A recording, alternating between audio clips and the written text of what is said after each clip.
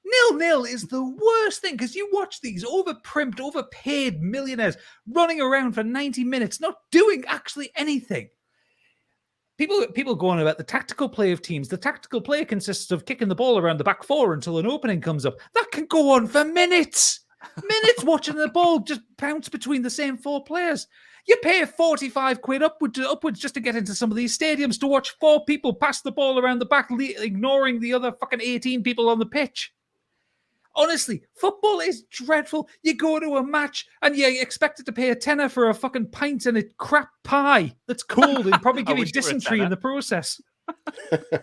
Honestly, I hate football so much. And this is actual genuine belief because it brings out the worst in people. Newcastle is famous for having someone punch a horse after Newcastle lost to Sunderland. These are football fans. I can't get around the city I live in on a match day because it's fucking impossible because 52,000 people want to go sit in the bastard cold to watch 22 millionaires kick around a ball who don't give a fuck about them. No! And time. Yes. Oh, wow. I don't know if you could tell that I'm passionate That about was the real, subject. weren't it? I don't like really, that football was- anymore. I'd say that. Yeah, I've gone off it. Unless Team A disagree with that. So, football is overrated. You disagree with it. I believe who's taking this? Biggie's taking this. 3, 2, 1, go. Boys and girls dream of being footballers.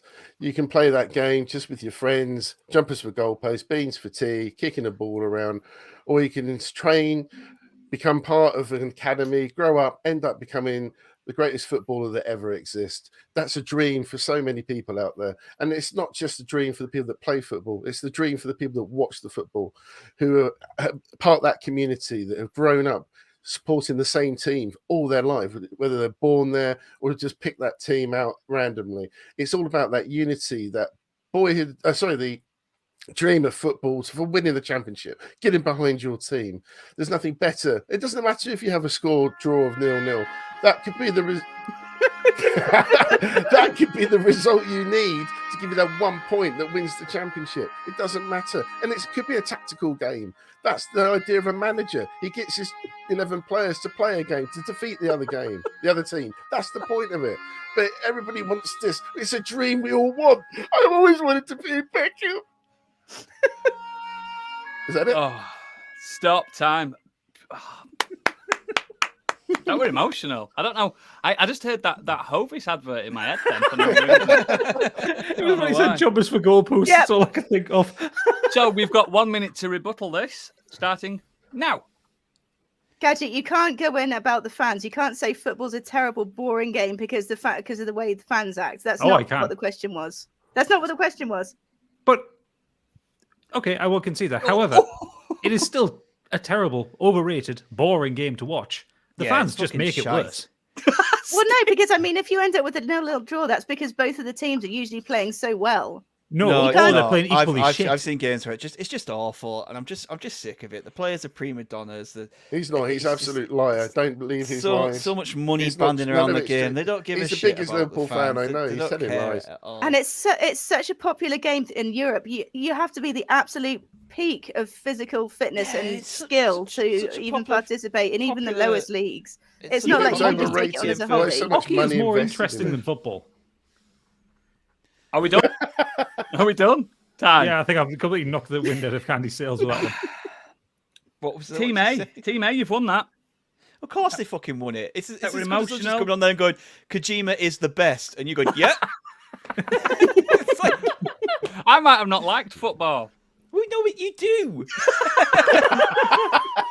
God knows why you're a Leeds supporter. Because it's passion.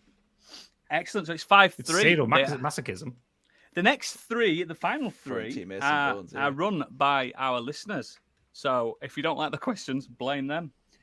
The first one is from Sergeant Story. Ale is the best kind of alcohol. Discuss. And for that argument is Team A. And against it's Team B. And we're going to start with Team B. So you guys are not agreeing that ale is the best form of alcohol. Who's going to go with that one? Have you decided? I'll go for it. Yeah.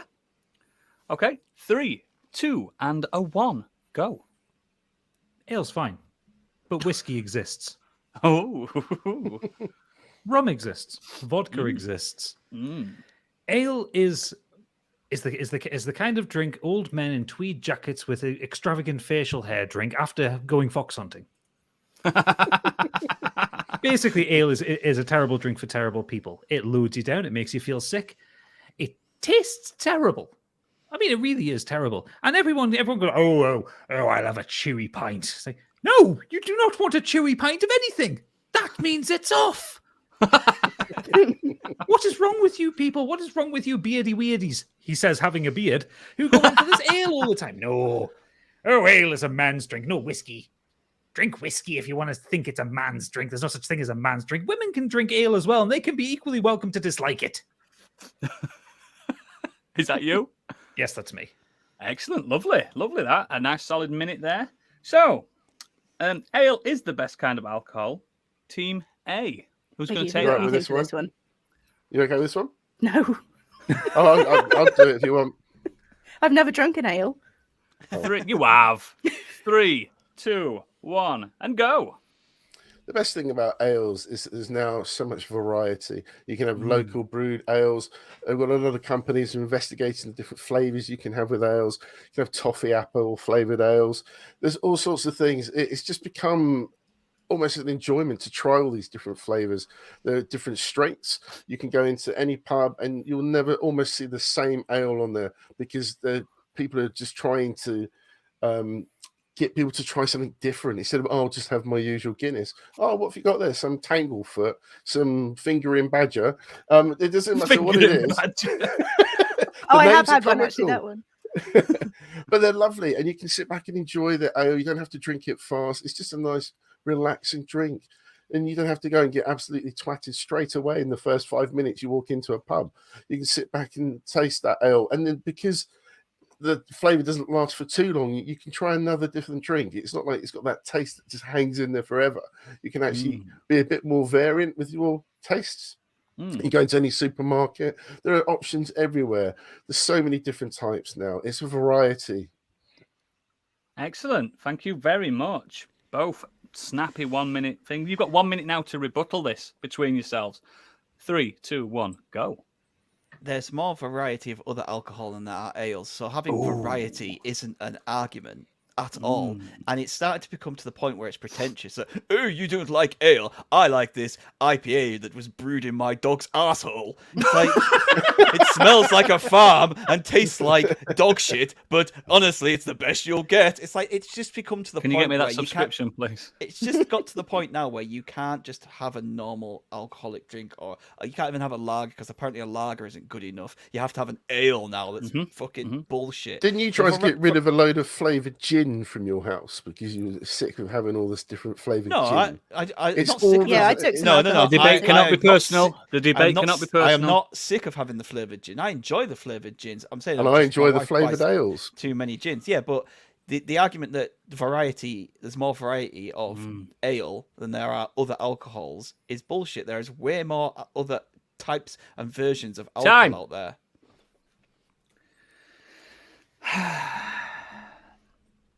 I don't want to go with my gut on this one.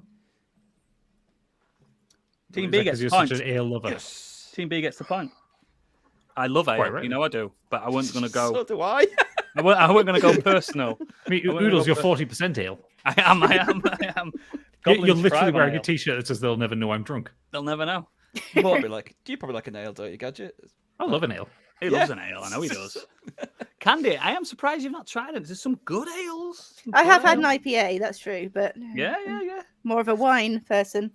Yeah, sorry. So that's 6-3 to Team B. We've got 2 more. So the best Team A can do is just honour. Drunk on ale. You've been done over again, Biggie. Honour. It's just honour, isn't By it? This- yourselves. You're playing on honour this. So the last, the penultimate one is from Ray. Paraphrase slightly. Esports are the future of sports. And for this is Team B. Hang on a second. No, that is wildly paraphrased because what he said, his question is the rise of esports a positive thing for gaming? Yes. Okay, that's Not easy the then. future of sports. Well, Yeah. we can use that one then if you want. I'll have to do this one, won't I? Yeah, that's what is it? The rise of esports is the future of gaming. Is a positive thing for Positive future for gaming. Yeah, sorry, I didn't. No, write in positive brackets. thing, not positive future. Stop changing the listeners' words, man. You fucked up fucking knucklehead. I'm drunk. Don't argue. This is not going good against. Right, so repeat the final question. Gadget, Is the rise of esports a positive thing for gaming? Okay. There you go. And for that is, like I said, Team B. And against is Team A, and Team A are going to start. I can Who's take it taking- if you like.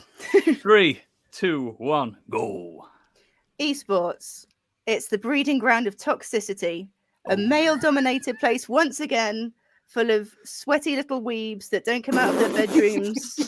They spend 12 hours a day in front of their computer screens, and they think that's all that life revolves around. Then you've got the toxic fandom as well. So not only have you got the game being played against toxic people, which these games that are esports inclusive do tend to be the most toxic you can possibly get. And then you've got the crowd involved. And the crowd must have left their bedrooms for one night to go out and just hate everyone else on the other team. There's nothing positive about it. And it's another way to just squeeze a few advertisements into gaming as well. So you've got your Doritos sponsorships, your Mountain Dew sponsorships, your Monster Energy sponsorships. We don't want fucking sponsorships in esports. We don't want it in gaming. It's just one more avenue to make money. Have you done? Yep. Excellent. Brilliant. A nice solid minute, that one. Well done. Team B, you know the assignment. 3, 2, 1, go. I'm not sure what your problem with making money is, because these companies who make money on these esports games and these esports tournaments will then funnel that money back into other games which people at home can enjoy. The sponsorships do not affect you one bit because you're not watching esports, so that's a moot point. Everything has sponsorships. These are directed towards the people who go to watch esports. But in terms of how this is good for the industry, is that it brings the gaming industry to the masses more, because it provides another avenue for people to enjoy. Just like people like to enjoy real sports, there are people like Gadget who doesn't like football, but he might take an interest in somebody playing Dota or a big MMO style like Together, or a fighting competition, and he might think, actually, this is my kind of thing. I could get involved in this because it's actually now it's a community and it's fans getting together to watch and enjoy something that I have interest in, which is gaming. And not only that, is there are a lot of female led esports players. Scarlett, Sasha Houston, has earned up to $500,000 playing esports. So it's not just completely male driven. It was originally, but it's now growing into the point where like female ladies, women. Sorry, I don't know what you. It's okay, mate. You're Female under pressure. fine. Derail myself there. You're under pressure. Don't worry. But yeah, it's you can't just say, oh, it's all toxic, it's all this, because it's bringing stuff there. No, well done, mate. That was heartfelt. That I felt that was real. You've got 1 minute to rebuttal this between you all. 3, 2, 1, go. Gadget, They're you not dragged in athletes. the toxic fandom into football. Yeah. And then so you can't then use that against esports. So I have not been aware of any esports competition where horses were punched. Just putting that out there. Yeah. So far, any animals anywhere near an esports arena have been fine and unmolested. So far, Not saying it might it's a happen young. in the future, but Well, as up to absolutely, that's this what I point- mean. You never know where these places are going to go. You don't know where esports is going to And take us. considering sport is I mean, supposed to esports be generally takes us to Korea, so I'll just encouraging- leave that one with you. But why is esports bad for the gaming industry? That's the point. For me, it brings more people into the culture of gaming, into something that they could now enjoy, because they can enjoy this getting together in this team aspect. Whereas before, they were probably mocked for it. Oh, Well, you no, like 'cause if online you're gaming? in it- It's like, but if now you're they can into go, yeah, well, it's gaming one of the anyway- biggest. Now 20 or 90 million people go and watch it every year. So who's There's the not loser one now? person that's been brought into gaming because they've decided to watch an esports show. They, if somebody that hasn't ever seen Time. any gaming thought I know you had a point there, but I it's just coming out. Can I rebut that rebuttal of Candy though? Because I started playing StarCraft after I started watching it online. But you were already a gamer though. time.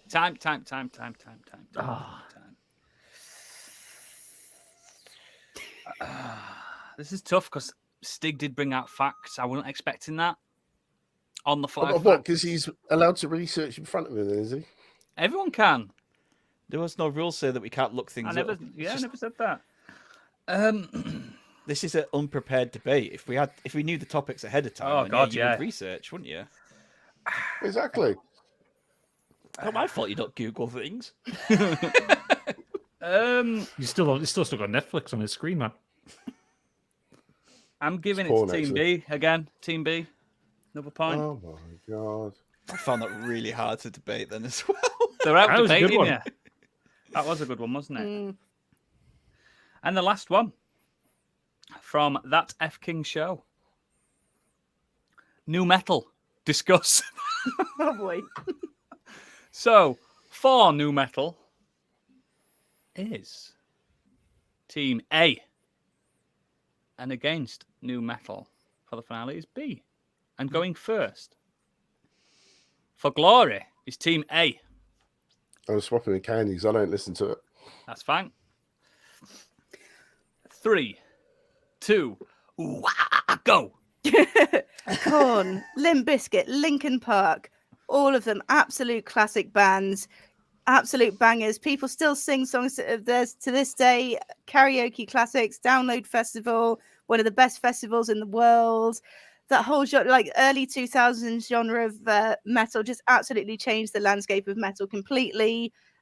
Before that, we had grunge, we had hair metal, both pretty good, but then new metal came along and absolutely changed things. Modernized music, modernized metal music. Mission Impossible theme tune that was That doesn't help. myself so well.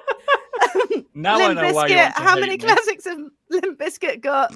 Fred Durst, absolute pillar of the On the community. Wicked Flag.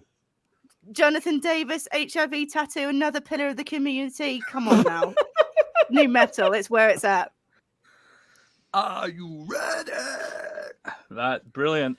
Fucking hell. Mission Impossible. Oh God. I like that me. track. Oh God. Yes. And you know the assignment. Team B. Who wants to take this? I'm taking it. The one who doesn't like new metal over the one who does, probably. 3, 2, 1. Go. I'm just going to read you a little quote here. Oh no. If I can find it, yes. Maybe life is up and down, but my life's been what till now? I crawled up your butt somehow, and that's when things got turned around. This was from a charting single called Boiler by Limp Bizkit. Morally bankrupt band who had no actual skill or ability in putting things together, heavily marketed. The Mission Impossible theme song. Why did they get to do that? It's a banger. Because And it's why good. did they get to put a shit rap song on top of it? Now I know why you want to hate me. Because hate is all the world has even seen lately, because I fucking hate you, metal. Fucking Linkin Park are a boy band with a fucking DJ in the background. Fucking Korn. I mean, at one point, Korn got so bad, the guitarist quit to become a missionary in Israel. And then when he realized that wasn't such a good job, he came back to the band and is still miserable. The bassist of Korn went off and did a rap album because he was so sick of how Korn sounded. What other bands have stuck around? Head PE, they disappeared. American Head Charge, they disappeared. Soil, they disappeared. Fucking Edema exists because of new metal. The way you like it, fuck off the way I don't like it. Absolutely terrible music. The fusion of rap and rock worked so well when it came out when Public Enemy and Anthrax did the thing, and it got twisted and bastardized by the marketing people and the producers who then pushed it. Oh, Oh, fucking hell. Wow. You now have 1 minute to rebuttal. 3, 2, 1, go. You say that Head leaving Korn to become a missionary was a bad thing, but do you think that was not possibly a business move on his part? You know, Korn were a very, very loud, very in-your-face band that a lot of Christian parents in the American Midwest would not let their kids listen to. What do? Your guitarist becomes a missionary for a bit. He comes back. All of a sudden, they can sell albums to all these people that weren't allowed to listen to them when they were kids. No, that's because those kids had then become 18 by the time he came back and could buy the albums for themselves. No, I don't think so. You don't think Nope. so? That's your rebuttal to that rebuttal. And who doesn't like corn? I like popcorn, corn on the cob, Oh, Absolutely. Candy corn. candy corn, I mean, And the Mission Impossible theme tune. What an absolute banger. corn in my no, poo. I will not say. Some of them don't even write lyrics. What's the most impressive part of fucking Freak Unleashed? Boom. Come on, everyone knows that bit. That's the best bit. time. Team A wins that one. Yeah. How the fuck does Team A win that one? Because he had to give him a point. Because I felt like I gave him a point. Now we're actually not very ended frequent. this. Can I just go back on that? Yeah, I was of like, course you can. I'm not sure. I like new metal. There's a lot of bands I love that nu really metal. like, and there's some great stuff. I just want to say, Gadget, the American Head Charge stopped because the lead singer died. Yeah. Oh, I didn't want to talk And about that. Same with Drowning Pool. But I honestly, don't didn't know like that. new metal, but they still New metal worked on brought me. metal to the masses. It brought Oh, like yeah, you might I not love like nu it, metal. I know, but it in general people rip on it, but it got more people into other forms of metal. Without new metal, I wouldn't be into other metal. I wouldn't have got into heavier stuff. Yeah. and Now, It to was- stop it you was my there, gateway. stuff. To stop you So- there, guys, we have time for one more because we've finished earlier than I thought. Now we've got two that's left. Now I'm going to do this randomly. Yes. What, this is you're not exactly doing the it one I want. randomly before? I think I know which one you've got just based on your reaction. This is the one I wanted. Crash Team Racing is the greatest kart racer of all time. For this, Go on then, Stig. oh no, it's Team B. It's Team B. How is this random? It's random. And Team A is against that. So Team B is going to go second. Team A, you're against Crash Team Racing being the greatest car racer of all time. Who wants to take I think we know who's taking that Go on, one. Biggie, drive us home. this? 3, 2, 1. Beep, beep. Well, why is Mario not the greatest fucking racing game ever? He's the funniest Italian plumber you've ever seen. He's got a lovely moustache and that cute boop on his nose. I love it. And then he's driving around, and it's a tactical racer as well, because you know what? If you're in last place, there's nothing worse than everybody in front of you who are clearly maybe the better drivers. But you know what? You can fuck them up with a blue shell. And what better way to take everybody out, a particular person in the front, to give you that little chance to get back into the game. And you've got Mario, you've got Luigi, you've got other characters that I don't know who they are. You've got great tracks like Rainbow, some other stuff. Road. But Crash Team Racing, he's a bandicoot. What does he know about racing? Shouldn't even have a license, to be perfectly honest. You done? Yeah. Excellent. Fucking brilliant. Can I just get a ruling from the adjudicator to the point that he didn't actually mention Crash Team Racing until the second to last sentence? Yeah, it's noted. Don't you worry. Don't you It's worry. not really debating the Crash Team Racing Yeah. of it. Exactly. He brought a completely different kart racer. So, Crash Team Racing is the best racer of all time. Team B, start. Go. Crash Team Racing is the greatest kart racing game of all time, and that is coming from a man who loves Mario Kart. Imagine someone who loves Mario Kart 8 so much that he's dying for a new one, but he knows deep down that the more superior kart game is Crash Team Racing, with a user score of 9 out of 10 on Metacritic and 88 from the users, a 5 out of 5 by Eurogamer. What more can you get with classic tracks like Rouge Tubes, Coco Park, Tiger Temple, Blizzard's Bus, and Dingo Canyon? It brings one of Sony's most prestige mascots, a character we all grew up and loved, and brings it to the kart genre, a genre which has been dominated for nearly 30 years by one stupid big-nosed moustache cunt and his stupid little Mushroom Kingdom wankers, and it just absolutely obliterates him with a big old bag of nitro TNT. Fucking time. Brilliant. Well done. And we've now got a review for the YouTube. Crash Team Racing. We've got a 1 minute rebuttal starting 3, 2, 1, go. Yeah, Yeah, but It's not even gonna I forgot I was here for a minute. I always thought Mario Kart was the greatest racer, but clearly the argument's been won there that Crash Team Racer is the better, and I'm going to have to concede that. Are you conceding it? Okay. So the official score has to go then. I had my fingers crossed throughout the whole thing. Team B. That is it. It is official. Crash Team Racing is the greatest kart racer. No, And- did you not hear? I had my fingers crossed. Doesn't count. Sorry, Stiggy, cutting out. So, unsurprising to most, Team B wins the Great British Debate Off with 8 points. Boo. Team A with a respectable 4 points. Well Can you done, give Biggie. yourselves a round of Well applause done, for that Jeff. very aggressive concept episode? I sprung that on you all, and you jumped on it perfectly, and I'm so proud of you. Can I say I don't mind at all winning to that team because you have the world's most intelligent man and the world's most competitive man. Yeah, So we didn't really stand a chance. genuinely. And then you got Stiggy. The teams were picked randomly. The only question that wasn't random was that final one, as you can obviously tell. And I'm sure you'll all be happy to have about 4 or 5 of my rants banked up for a while. That'll keep people going for a while. I really enjoyed that. And we don't have any more feedback. But the bulging sack has been emptied in that debate. So we're going to go straight to the socials now. And what Well, actually, to be fair, Oodles, there was one that you didn't pick, which I thought would have been a really hilarious one to get Candy on the wrong side of. Oh, go on.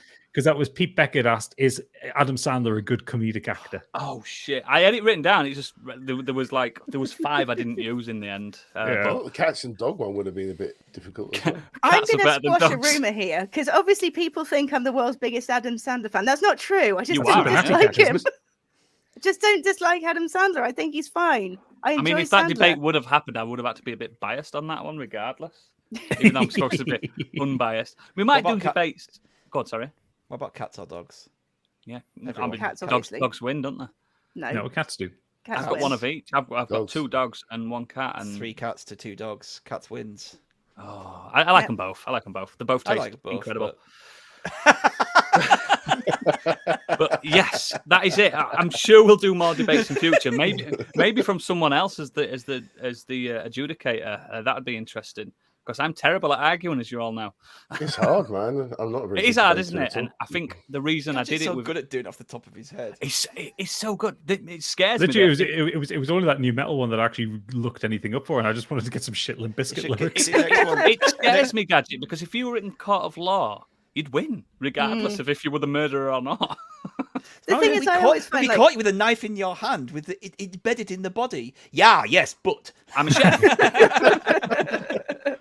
But yeah, I'm always interested to hear other people's opinions, though. Like if somebody says something that they don't like something I like, Yeah. I don't sort of get angry and want to fight my corner. I want to listen to why and then maybe like reconsider what I think. Yeah. So I'm not much of a debater, really. We might do more debates in the future. I think that was a roaring success, but we'll have to see what the listener decides. But let's go on to the socials and what we'll be doing next week. Candy, take it away. As always, you can visit our website, Modern Escapism. I've had a bottle of wine, guys. Buckle in. modernescapism.co.uk. On there, you can find a link to all of our socials, contact details, and our merch store. If you've got any comments or feedback for our bulging sack, you can fill out a form on the website, tweet us, but don't tweet us if it's going to take like 10 tweets, for fuck's sake. Or email us on modernescapismpod@gmail.com. We've also got a Discord server. We've mentioned it quite a lot this evening. It's so much fun. Please come and join us. At the moment, it's the We Hate Candy Machine show, so give it a couple of weeks and then come and say hello. Twitch, we do semi-regular Twitch streams, twitch.tv/modernescapism. The best place to find out our schedule is probably Twitter or, again, the Discord. We've already spoken about our Patreon. We've changed our stretch goals up a bit, so hopefully making it a bit more fun for everyone. So have a look at that. And if you want to support us in a non-financial way, please leave us a 5-star review wherever you can. And that really helps us too. Next week, we're actually doing a Patreon's choice. So this should be fun. So we've given out, we're taking an idea from all of our Patreons, and we've decided to go with Deadbeat Punk's idea, which was, what did you want to be when you were older? So we're going to try and bulk it out a bit because it should be fairly hilarious. It's going to be cathartic that after 2 concept episodes, it's just going to be a nice, straightforward, how much we were idiots as children. It's going to be great. There's going to be a lot of anecdotes on that one. But yeah, I think that's it for the non-patron subscribers. Thank you for bearing with us. It's a very highbrow episode that we've had. Some cutting-edge debates. And we'll leave you at that. So for everyone else, we'll see you in the green room after. But good night. Bye. Bye. It's waving.